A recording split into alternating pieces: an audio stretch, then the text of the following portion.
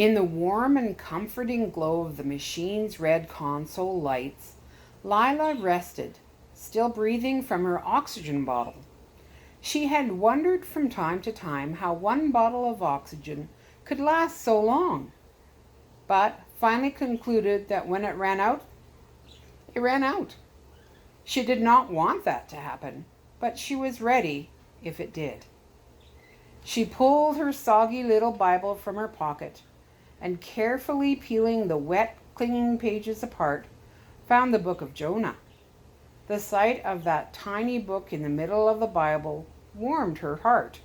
For so long, it had been an interesting story, but not much more. Now Jonah, the wayward prophet, had become a close friend. Now Lila knew what he must have felt like, trapped in the belly of that great fish, and she had a far better understanding of the reason he got himself into that mess. He had tried to run from God. Just like me, Lila admitted to herself. She thought back to her conversation with Lieutenant Jameson. Kind of like Jonah, he had said. He tried to run from God, so God brought some trouble into his life so he and Jonah could have a talk. Being swallowed by the big fish, you mean, Lila replied. Yeah, now that got Jonah's attention. Lila began reading Jonah's story once again.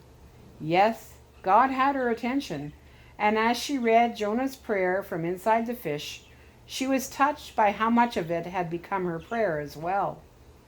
In my distress, I called to the Lord, and he answered me. From the depths of the grave, I called for help, and you listened to my cry. You hurled me into the deep, into the very heart of the seas, and the current swirled about me. All your waves and breakers swept over me. I said, I have been banished from your sight, yet I will look again toward your holy temple. The engulfing waters threatened me. The deep surrounded me. Seaweed was wrapped around my head. To the roots of the mountains I sank down. The earth beneath barred me in forever, but you brought me up. You brought life up from the pit, O Lord my God. When my life was ebbing away, I remembered you, Lord, and my prayer rose to you, to your holy temple. Those who cling to worthless idols forfeit the grace that could be theirs, but I, with a song of thanksgiving, will sacrifice to you. What I have vowed I will make good. Salvation comes from the Lord. Tears came to her eyes. Yes, Lord, that's me. I tried to run instead of facing my problems. I'm just sorry it took a situation like this to make me see it. Well, if I die, I die. But if I live, Lord, I'll do like Jonah said. I'll make good what I've promised. I'll do what you want me to do, and I'll get things right with Dad. Then she felt peace in her heart. Such a peace that it didn't matter that she was trapped in a sealed metal container on the bottom of the ocean. She didn't feel trapped. She didn't feel lonely. Her heart was right with God. She laid her head down on the wooden crate and fell asleep. The next morning, Dr. Cooper and Jay awoke with a start. The Sutolos were pounding their drums again and shouting excitedly. What now? Asked Jay. Dr. Cooper was already standing at the door of their little guest hut, looking toward the beach. Some canoes are arriving. Jay joined his father at the door. Right across the path from them, Mrs. Flaherty had come to the door of her hut, and their neighbors, Bad Dave and Lieutenant Adams, were buffeting each other for standing room in their doorway. As they all watched from their elevated vantage points, a band of Sutolo warriors pulled their 4 big outrigger canoes onto the beach as the other Sutolos gathered around to chatter, shout, and examine whatever it was the warriors had brought. One warrior held a metal cylinder high above his head with a shout of glee. Lieutenant Adams recognized it immediately. A scuba tank! What do you know? Chuckled Dave. Adams pulled on his pants and scurried down the ladder to the ground. They found our wrecked boat. Jerry Garrison was already at the beach and beckoned to them excitedly. The rest all dressed hurriedly and came on the run, working their way through the excited Sutolos to the canoes. Lieutenant Adams, said Jerry, all this equipment must have come from your Navy craft. Adams inspected the loot in the canoes. Yeah, you bet it did. Our diving equipment. Tanks, masks, flippers, the works. But he hesitated. So now what? Do they think this is all theirs since they pull it from the sea? Jerry smiled sheepishly and nodded. But I've already talked to them about it. They say they'll be happy to loan it to you. Adams forced a sarcastic smile. Well, that's very nice of them. Then he spotted something else. Oh, the radio. He pulled a small radio from the canoe and checked it. It's ruined. Nuts. I've got to contact the Findlay. I know they're wondering what happened to us. Adams seemed worried. I just wish I could tell them where we are and what we know before it's too late. Too late? Dr. Cooper asked with concern. Adams seemed reluctant to say too much. Let's just hope the rebels don't find that pod before we do. At that moment, aboard Ivanovich's great white yacht, cruising slowly about a mile off Tucani, a watchman on the bow, thinking he spotted something in the deep blue water, shouted to the bridge. The pilot reversed the props and eased the yacht backward. Now, many of the crew, and some rebels as well, leaned over the starboard railing for a look. Some saw it and pointed, and soon all of them could make it out. Down under the water, its outline wavy and wiggling, was a dull green section of a wing. A whoop went up from the rebels. Ivanovich came to the railing to see for himself. He smiled and nodded his head. Ah, at last, he said in Russian. Quickly, check the currents for the area. Lower a boat. Bridge, radio the rebels and tell them to join us here. We're getting close to the crash site.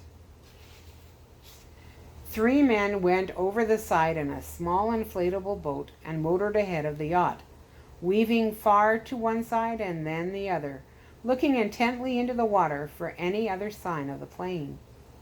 In moments they spotted another fragment and signaled the yacht. It followed them, its big engines rumbling. Soon the rebels came speeding around the end of the island in their boat, the engine roaring at full throttle. They were all aboard again, some of them having recovered from the Sutolo stones and sleep darts. All of them were primed and ready for the hunt. Ivanovich returned to the bridge and clapped his hands in joy. Too bad our American prisoners below won't be able to watch the party. To the victors go the spoils. It's only a matter of time. Lieutenant Adams checked out the diving equipment. Looks good, he said. Tanks are still pressurized and functional. Ever done any diving, Doctor? Yes, quite a bit. Both Jay and I. How about you, Dave? I can outdive you any day, with or without a tank. So pick out a tank, all of you. Adams brought out some very large, very dangerous-looking knives. And take one of these too, in case there's trouble. We'll get ourselves outfitted and just start looking. Jerry, we'll need your best guess where to search for Kolo's cache. Jerry paused to think. I know he spends a lot of time in a small atoll north of the island, but it's been a while since... Suddenly there was a frantic cry from up the beach. A man was running toward them, his arms waving, his face full of desperation. It was Kolo. "Hoo boy," said Adams. "Now what?" "I'm about to have him for breakfast," said Dave. Kolo huffed and puffed his way up to them and began to chatter excitedly. Obviously, he was very upset about something. Jerry listened and interpreted. "He says strangers have come to his secret treasure grounds. Many, many wicked men, a very large canoe the color of doves. Ivanovich, said Adams. They found the crash site, said Jay. Jerry interpreted. He wants us to help him, to chase the wicked men away. Adams brightened at that. What about the pod? Will he tell us where it is? Jerry babbled the question to Kolo. Kolo nodded and kept on talking. Jerry said, he'll show us the spot. He says it's not in the same place, that the waters have carried it further along, but the wicked men are getting very close to it. Can we get there before the commies do? Kolo says maybe, if we go now. Dr. Cooper, Jay, and Dave were already loading the diving equipment into canoes. Mrs. Flaherty was rounding up oarsmen. Adams asked Jerry, did Kolo see any other boats, big gray ones, Navy ships? Jerry asked Kolo, then answered, no, only the big white one, and one smaller one, probably the rebels' boat. I've got to contact the Findlay. Just then all of them could hear the distant rumble of an aircraft. Jay spotted it and pointed out to sea. There it is. Adams ran toward the beach for a better look. It's one of ours, a chopper from the Findlay on a reconnaissance run. All right, said Jay. The good guys finally got here. He'll spot those rebels for sure, and maybe the pod too, said Dave. But Adams seemed intent on only one thing. Come on, let's get these canoes in the water and get out there. Dr. Cooper asked, Lieutenant Adams, the Navy's arriving now, and they're more than adequate to take care of the rebels. Shouldn't we wait for them to get control of the area? Doctor, said Adams, under routine circumstances, that's exactly what I'd do. But this might not be routine. Now, I wouldn't bet a dime on your daughter still being alive down there. But if she is, we've got to get to that pod before the rebels do, and definitely before the Findlay even gets close. Dr. Cooper smelled trouble. What haven't you told us? Just one more little detail, another security measure in the pod. That laser is loaded with enough explosive to vaporize the pod and everything around it. If the Findlay even suspects that the laser might fall into enemy hands, they'll order it to self-destruct. All they have to do is make radio contact with it, and the rest is as easy as pushing a button. And there's no way to stop it? Like I said, my radio is ruined. I can't contact them to tell them not to. Dad, if they see the rebels finding it, Jay began. If they see the rebels even getting close to it, said Adams, it could be all over. Dr. Cooper had heard enough. Let's get these canoes in the water. With all hands pitching in, they launched out in two large canoes. Dr. Cooper, Jay, and Mrs. Flaherty rode in one, while Dave, Adams, and Kolo rode in the other. 4 powerful Sutolo oarsmen in each canoe propelled their craft out through the surf, following Kolo's lead. They headed out past the shallows, then turned north, following the shoreline. Ivanovich's yacht cruised cautiously just outside a very large atoll, the crew keeping a careful eye open for shallows and hidden reefs. Ivanovich looked across the coral island through binoculars, and suddenly his pulse quickened. He was certain he could see an oil slick, and on the far side of the shallow blue lagoon, near an almost invisible reef, a dull green surface was just poking above the water. It looked like the tail section of the plane, and there were numbers visible. MAC 502. The rest was under the water. The water here was too shallow for the big ship, so the rebels went on ahead in their boat, along with several scouts and smaller inflatables, their little engines humming like bees. As they zipped across the lagoon, they could look down into the shallow water and see the ocean floor littered with debris. Here were most of the Starlifter's remains, as well as its cargo, broken and scattered everywhere in a vast, watery grave. The inflatables began to zigzag across the lagoon, in search of anything that might be the laser. Ivanovich watched their activity intently and noticed nothing else until a loud rumble from the sky drowned out the engines of the boats in the lagoon. He lowered their binoculars, looking into the sky, and then cursed loudly. A U.S. Navy helicopter? It was coming closer, and its crew had certainly seen them. A crewman got his attention and pointed toward the horizon. Ivanovich looked out to sea and then looked at the same scene through his binoculars. A large Navy cruiser was headed their way. He shouted orders to some armed guards who scurried below to do his bidding. In just minutes, they returned, leading the captured Navy commandos at gunpoint. Take them forward, right out to the bow. I want them plainly visible. Let these snooping newcomers see what we have to bargain with. The guards rudely pushed and herded the Americans forward and lined them up against the front bow railing, just as the big helicopter hovered for a closer look. Ivanovich didn't stop there. He barked some more orders to crewmen in the front deck, who uncovered a monstrous gun and swung it around, taking aim. Give them a warning shot! The gun thundered with a flash of fire and an explosion of smoke.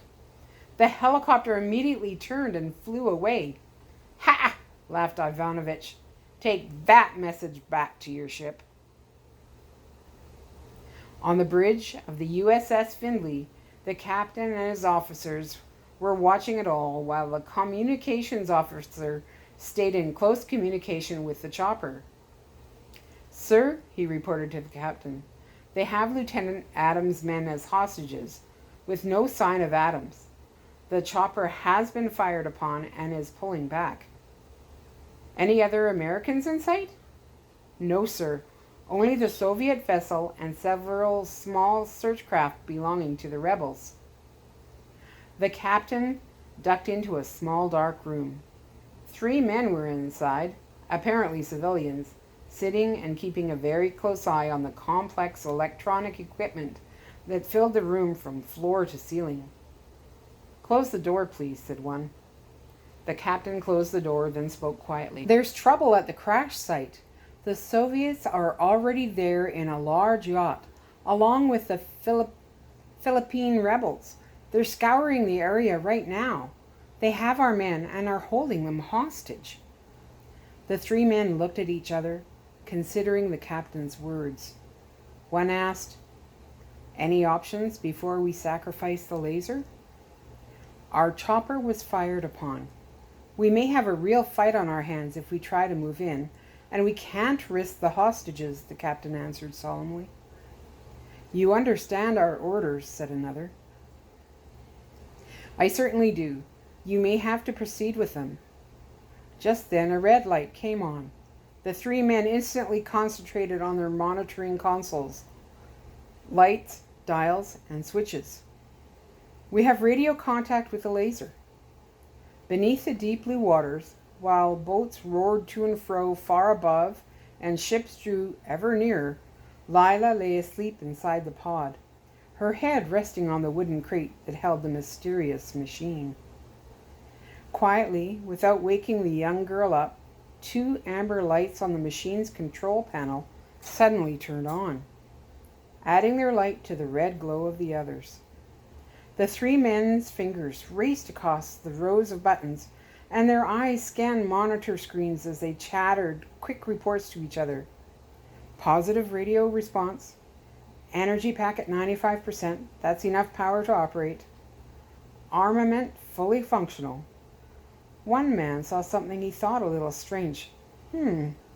Someone's already switched on the circuit monitors. Must have been the jarring of the crash, said another. We're in good shape, though. All systems are functional. Okay, said one, throwing several switches marked with bright red warning lights. Arming to detonate. Are those Soviets in for a big surprise? Lila awoke with a start. Her mind was fuzzy and she wondered if she was dreaming. A whirring sound and a buzzing and a steady clicking filled the pod. Bright lights were flashing orange, red, and green. She jumped away from the crate, startled and frightened. No, she wasn't dreaming. The mysterious machine had come alive. The lights were blinking in an orderly sequence. Then from somewhere deep inside, the machine began to hum.